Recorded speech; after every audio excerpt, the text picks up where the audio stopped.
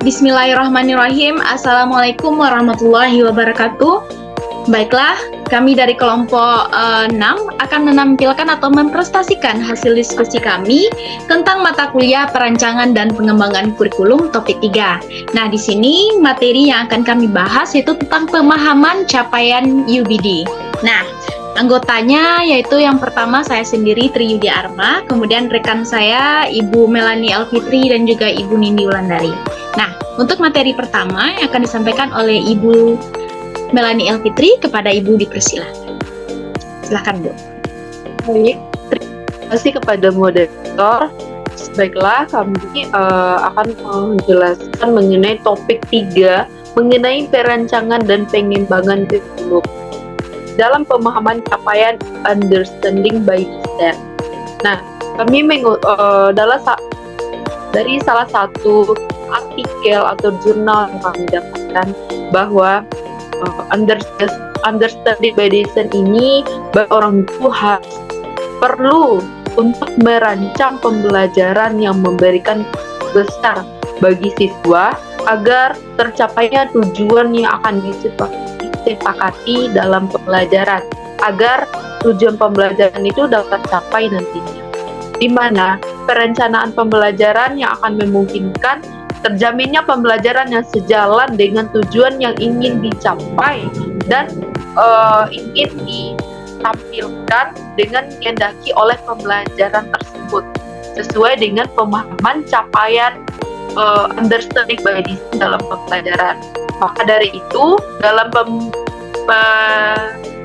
pemahaman capaian understanding by design terdapat 6 aspek pemahaman yang menunjuk bahwa seorang guru bisa melakukan pemahaman UBD, di mana 6 aspek tersebut memiliki pertama yaitu menjelaskan adalah sebuah kemampuan yang harus dimiliki oleh individu atau seorang, yaitu dalam dunia pendidikan itu kepada siswa, di mana siswa harus mampu menjelaskan bagaimana itu teori, deskripsi atau peristiwa yang terjadi atau hal yang telah dipelajari dalam di sini saya mengambil contoh mana siswa melakukan pembelajaran mengenai materi Bhinneka Tunggal Ika, yaitu siswa mampu menjelaskan bentuk keberagaman baik itu pada suku, bahasa, lagu daerah, tarian, serta ras serta golongan yang ada di negara Republik Indonesia. Selanjutnya yaitu pemahaman capaian dalam UBD, yaitu yang kedua adalah menafsirkan. Apa itu menafsirkan?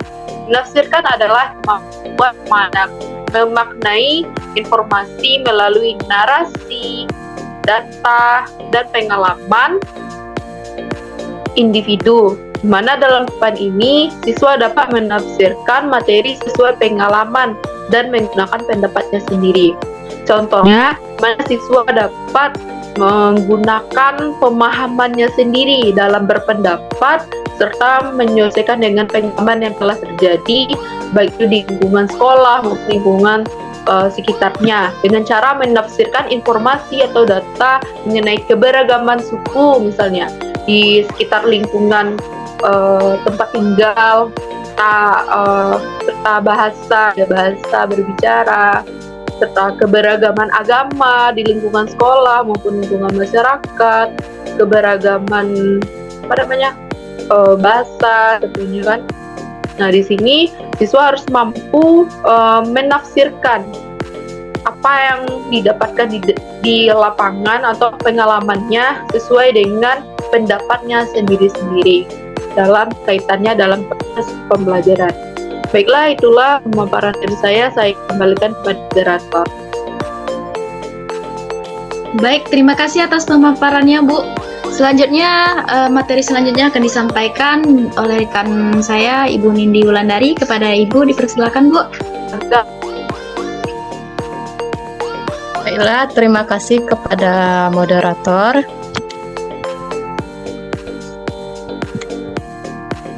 Untuk moderator silakan untuk melanjutkan PPT. Oke. Terima kasih kepada moderator. Baiklah, untuk tahap selanjutnya kami akan mengenai yaitu penerapan atau menerapkan. Jadi, untuk menerapkan maksudnya yaitu adalah kemampuan yang melibatkan pengetahuan atau teori ke dalam konteks yang jadi maksudnya di sini pendidik harus bisa selain menjelaskan secara tapi harus mengarahkan peserta didik ke implementasi dari materi yang telah dipelajari. Misalnya contohnya dalam pembelajaran PPKN itu ada materi mengenai norma atau aturan yang berlaku di masyarakat. Pendidik selain menjelaskan materi mengenai norma, baik itu mengenai norma kesusilaan, norma agama, dan lain sebagainya, pendidik juga harus bisa memberikan implementasi kepada peserta didik di kehidupan sehari-hari. Bagaimana peserta didik harus menerapkan dan mematuhi aturan yang telah ada. Misalnya hukum. Di dalam teori peserta didik mempelajari apa itu aturan atau norma hukum yang berlaku di tengah masyarakat.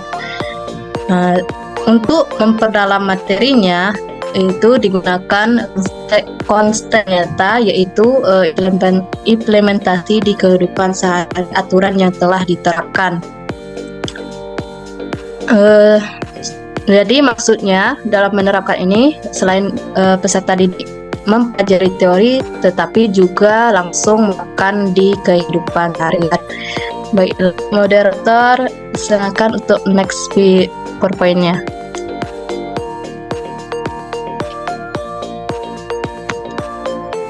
Nah, untuk yang tahap keempat itu ada memiliki perspektif. Maksud dari memiliki perspektif di sini adalah kemampuan individu untuk dari berbagai sudut pandang untuk menjawab pertanyaan atau masalah. Dalam ini, siswa memberi gagasan serta menerima adanya perbedaan dari gagasan tersebut. Maksudnya, seorang pendidik memancing siswa untuk berpikir mengenai permasalahan atau stimulus saat metode pembelajaran. Atau misalnya saya berikan contoh dalam proses pembelajaran, contohnya dalam undang-undang atau mengenai berita mengenai undang-undang. Jadi pendidik menampilkan sebuah video atau berita mengenai undang-undang yang berlaku. Video tersebut memancing peserta didik untuk memahami permasalahan atau video yang mereka lihat. Itulah maksud dari memiliki perspektif itu. Berarti peserta didik memiliki kemampuan individu atau berpikir kritis saat pendidik menampilkan sebuah stimulus atau rangsangan terhadap proses pembelajaran, sehingga terciptalah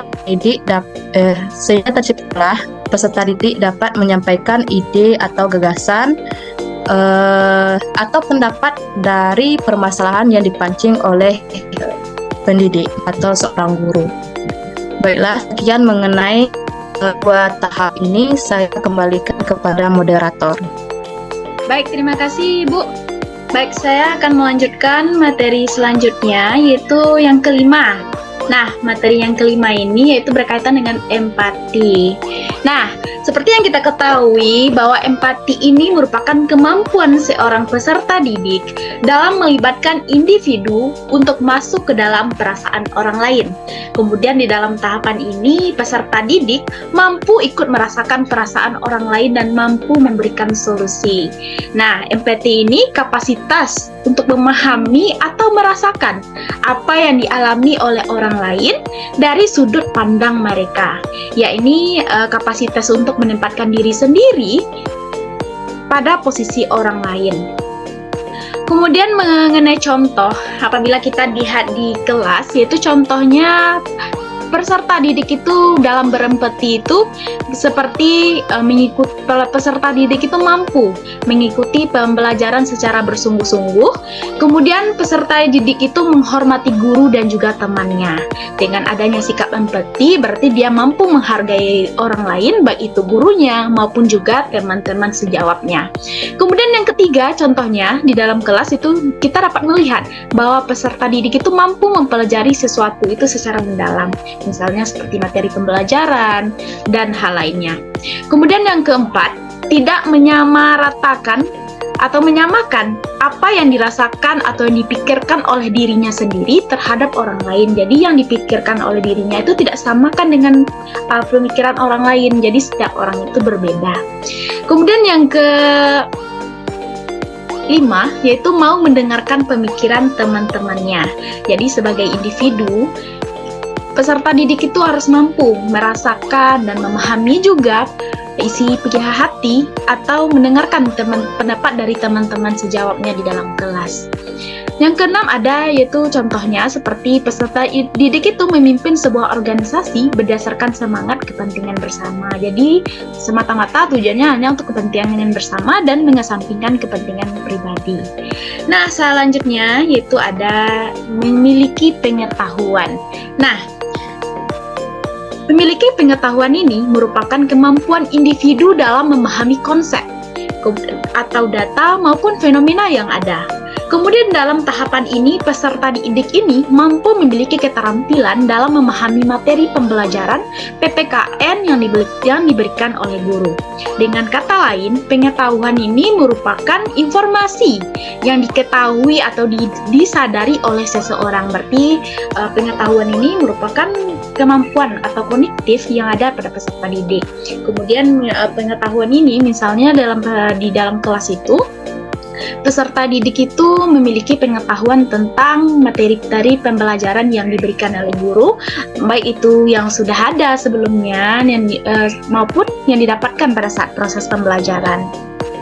Jadi, peserta didik itu tidak hanya berfokus pada pembentukan atau pengembangan dari pengetahuannya, tetapi juga memperhatikan sikap dari afektifnya. Yang paling penting, peserta didik sebagai seorang guru, kita harus lebih membentuk sikap atau afektif daripada pengetahuan. Tadi harus sejalan antara sikap dan juga pengetahuan. Tidak hanya pengetahuan anak saja yang kita bentuk, tetapi juga memperhatikan sikap dan tingkah lakunya di dalam kelas. Baik, mungkin hanya itu yang dapat saya sampaikan. Terima kasih atas perhatiannya. Saya sudahi dengan Assalamualaikum warahmatullahi wabarakatuh.